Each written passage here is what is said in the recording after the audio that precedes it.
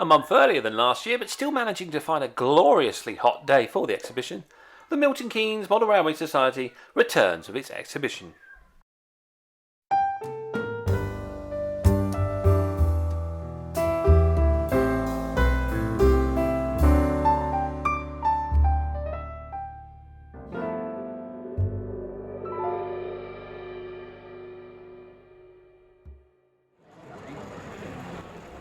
We start the exhibition at Bettws Croft in the road gauge by Dennis Lovett.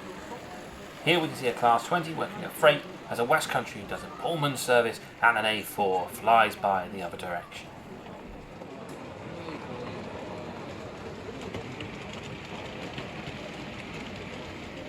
Bettws Croft has been built to operate vintage Hornby 00 and Wren stock. Hornby 00 was produced between 1938 and 1964. And Bettws Croft was the area in Basildon from which Wren, who took over the old Hornby 00 tooling, operated. Although it uses modern track and controllers, much of the equipment has been converted from 3-rail to 2-rail. The layout is still being developed and is a typical 1960s train set. This exhibition is Bettws Croft's debut outing.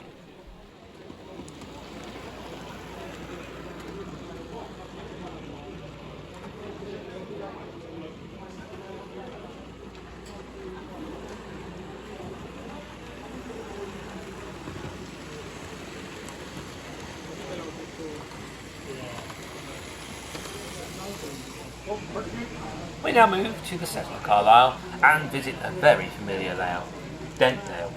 Dentdale was at the show last year but ran in a modern image. The advantage of Dentdale is because the Settle and Carlisle line has changed very little over the years, the layout can be run from anywhere from the 1950s to the present day. Today, it's running in the 1950s, 1960s, as we see a Class 101 3-car DMU making its way towards the tunnel. The 72-mile route from Settle to Carlisle takes you on a journey through the magnificent Yorkshire Dales, over the 24 arches of the Ribblehead Viaduct before plunging into the longest tunnel on the line at Blee Moor and merging onto the side of Dentdale. The line leaves the Dales at Garsdale and makes its way through the gentle, lush rolling hills of the Eden Valley, with rural villages and market towns, before arriving at the great border city of Carlisle. Dentdale was inspired by the high-altitude moorland sections of the Settle Carlisle Railway. The layout runs from the north entrance of the Blee Moor Tunnel, crosses the Dent Head and Artengill viaducts, and ends at Dent Station.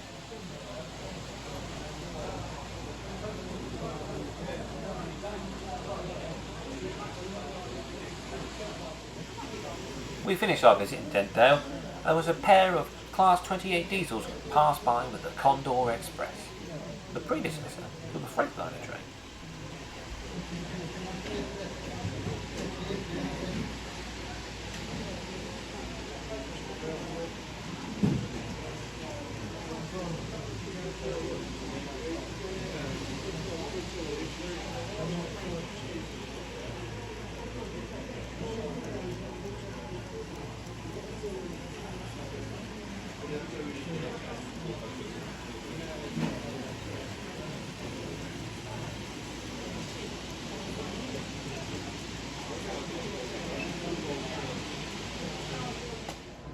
We move on to poor Welsh pronunciation as we see Dyffryn Y Rhaedar, I think that's how you say it, in 009 gauge. This represents a typical Welsh valley with the name translating as Valley of the Waterfall. The track weaves through a valley amongst harsh and rugged scenery, with tight radius reflecting the necessity of small locomotives and rolling stock in this environment. The layout was originally N-gauge, but has been converted to 009 by replacing the track to narrow gauge standards. This layout is also making its exhibition debut. As we watch, a double fairly passes with the quarryman's working as it heads towards the small bridge passing the water.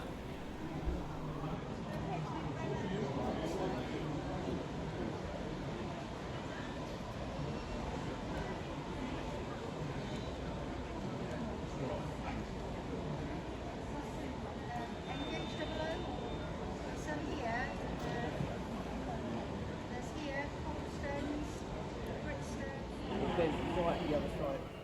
Now is North Maldon in OO gauge by Ian Rippo.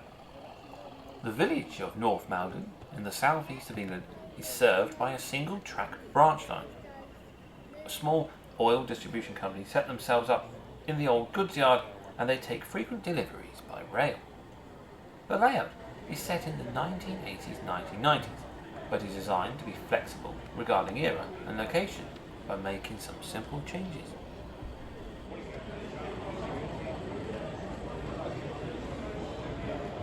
Here we see a Class 37 in regional railway colours, obviously on hire, as it passes through with a rake of coal hoppers loaded with domestic coal.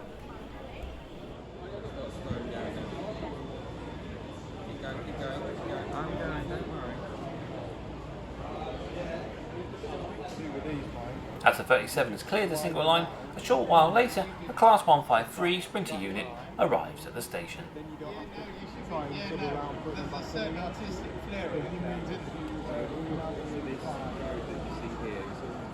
The driver gently eases the unit in as it passes a Class 37 on a rake of fuel tanks ready for unloading in the sidings.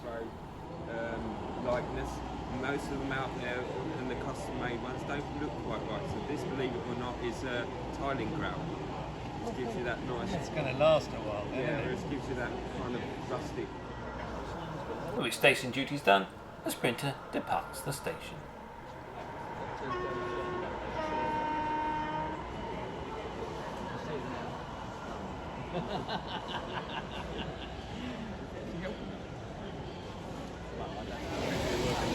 And now we come to Oakgrove Central in Engage by Gareth Homestay. Oakgrove Central is a freelance DCC layout constructed in 2mm scale and built with Pico and Cato Unitram track. It is controlled by an NCE power cab controller. The layout is continuous and features 4 running lines plus 2 tram tracks. It also has a 5-platform station constructed from Cato ready-made structures and features platform lighting.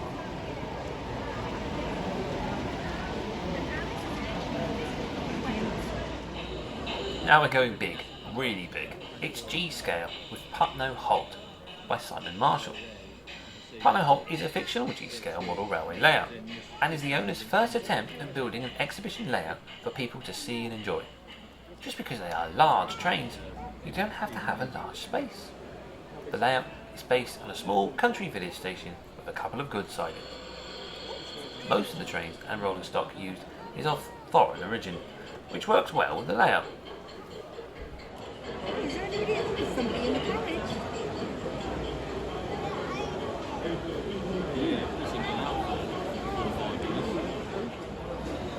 Here we see an 060 diesel shunter bringing a goods van to the goods shed. So Chris is apparently it's more complicated than it should be, but when I asked on Thursday, he's alright. And Dave and Anne's now home. Dave and Anne's now home. We move on to Deliberately Old-Fashioned in O-Gauge by Kevin Payne. The layout is a tribute to O-Gauge layouts of the 1930s and 1950s. Rolling stock on the layout is a mix of trains made in the 1950s in Northampton by Bassett Loke and modern trains in the same style, mostly made in the Czech Republic. And then press the I'm afraid it's further poor Welsh pronunciation as we move on to Bettws Road in Engage by Anthony Hubbard. Bettws Road is a fictional location based in Wales 1930 to 1940. The village has a terminus station with its own goods yard and coal sieves. Rail cars serve the station while express passenger trains use the main line along with the odd freight train. Talking of freight trains, here comes one now in the hands of a jute dog.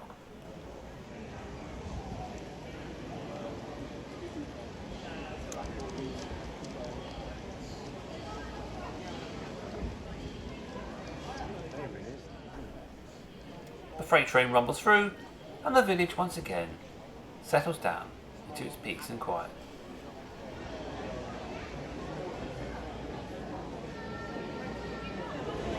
But the peace doesn't last long as a 2-coach auto train in the hands of a pannier tank arrives at the station.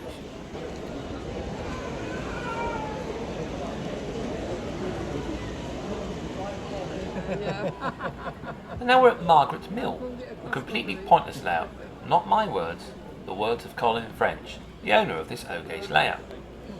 In the real world, Hudson's Mill was served by private sidings which left the Kent and East Sussex Railway main line near Bodmin. The mill continued to be served by rail even after closure of the line, when the mill owners purchased their own locomotive which took their traffic down the line to Robertsbridge.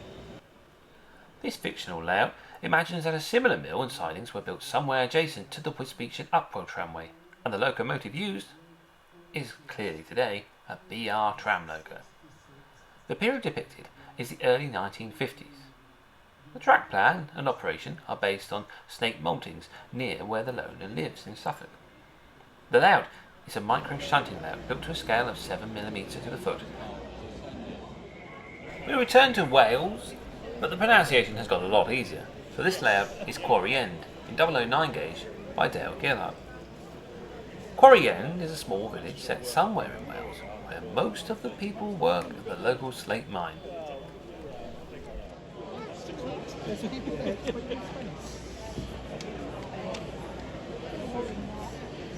Wait for people to make space for you. So of course you've had to build 5 new ports, and which will hook up with the existing 3 sailing roads, and then of course lakes and all the rest of it. So the plan is that we'll be able to use a work in progress for our show. So we've just got all the tracks laid, pretty much all the work is done. Just got to test the assembly now.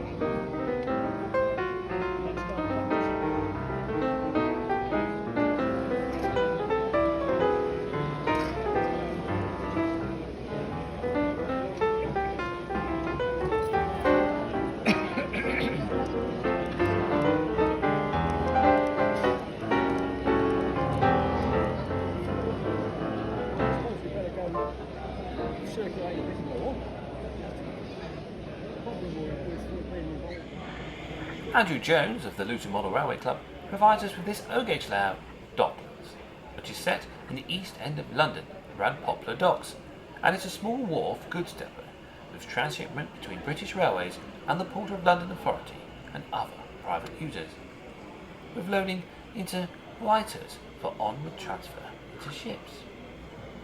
The dock was served by the North London Railway, but the Great Eastern had running rights, and this joint operation is seen now with locomotives from Bettws Road, which is the London Midland shed, one of the first in the country to go totally diesel, and Stratford, which is an Eastern region shed, which continued to supply locomotives when Bettws Road closed. The time period is 1957 to 1964, covering the period of the transition from steam to diesel, with Class 15s and 20s replacing Ginties and J50s. There are examples of Class 04 shunters from Stratford which work the docks, replacing ancient NLR 060 tanks, as well as other BR diesel shunters. Various private owner locomotives can also be seen delivering and collecting wagons from the exchange sidings. In reality, this layout was built to try DCC operation, with its added bonus of sound in a small space. There are a number of new ready-to-run locomotives which can be seen in the layout, together with kit-built examples.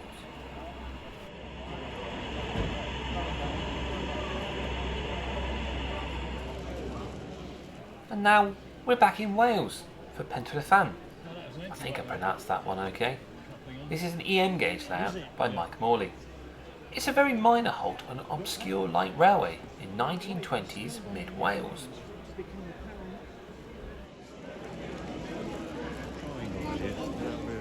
Here a small 040 tank engine prepares its train as it goes to collect the brake fan and put it onto the rear of the wagons. English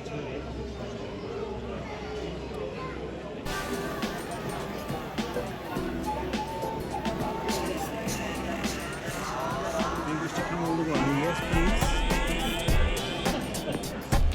Now you can.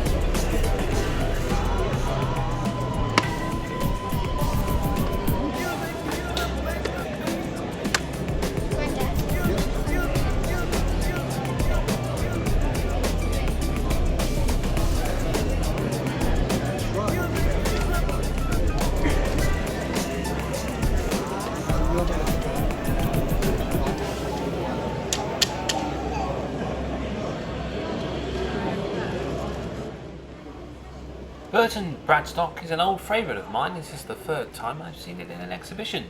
It's EM gauge and it's by Chris Lester. Set in the late 1950s, this is the fictional terminus of the line to Burton Bradstock, assuming the Abbotsbury branch had been extended as proposed towards, but never reaching, Bridport. It uses rolling stock from the BR Western era. Locos and rolling stock are kit or re-wheeled ready-to-run models. To give a flavour of the Abbotsbury branch, the owner has tried to model several structures on the branch line that did exist, such as the goods shed at Portsmouth, Abbotsbury Loco Shed and Water Tower. They are scratch-built mainly from ratio or wheels kits. Track work is hand-built using plywood sleepers and C&L track components. As a small prairie prepares its goods train by collecting the wagons, we catch a manor sitting in the shed in the background, sizzling away in steam.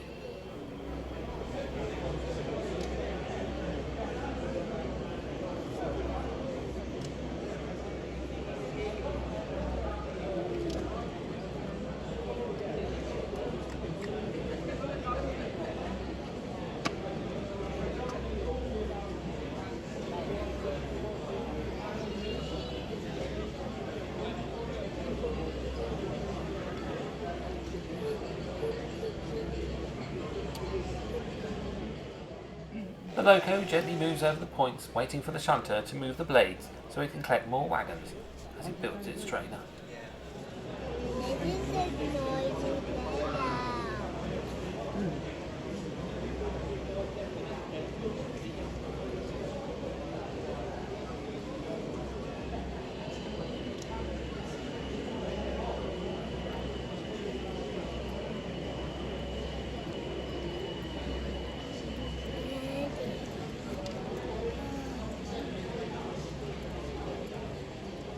The prairie makes light work of its shunting and works quickly to make sure that the line is clear for the oncoming passenger service that's about to arrive at the station.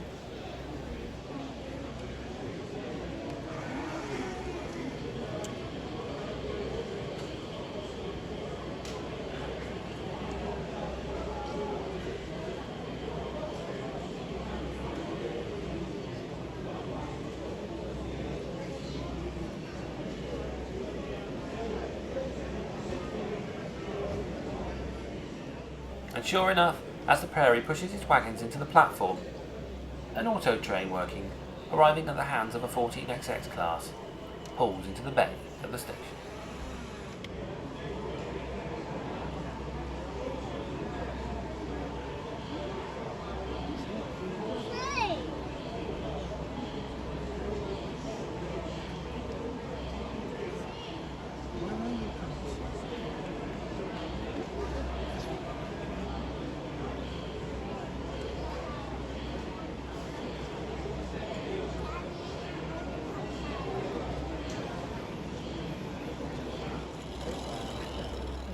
Now it's triple O gauge. Yes, you heard right, triple O.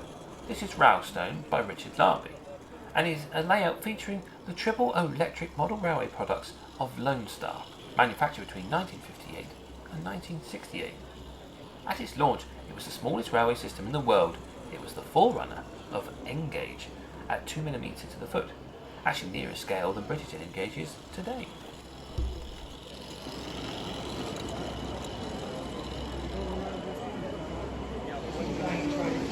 Firstly, my apologies to the owner of this layout if this is wrong, because the brochure describes it as an N-gauge layout, but it looks double O to me. And this is Evington St.John by Sean Greet. Evington is a truncated branch in East Anglia, hanging on to survival, and consists of a very small halt with a goods shed and coal yard. The line is served by a rail bus. There is a garage serving vehicles in the centre of the village. The layout is very well detailed to show what can be done in a small area with a scenic section of only 3 foot 6 inches. As we visit the layout, we see a Class 16 shunting the yard as it moves some vans about, preparing another train.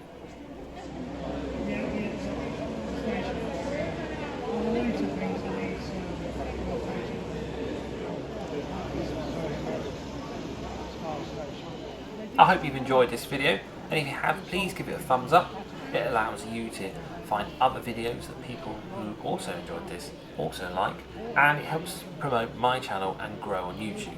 So everyone's a winner that way. If you really liked it, and you haven't already, then why not click the subscribe button, and you can see further videos of when I visit exhibitions, or even monitor my own progress on various layout builds. Once again, thanks for watching, and hopefully I'll see you again sometime soon.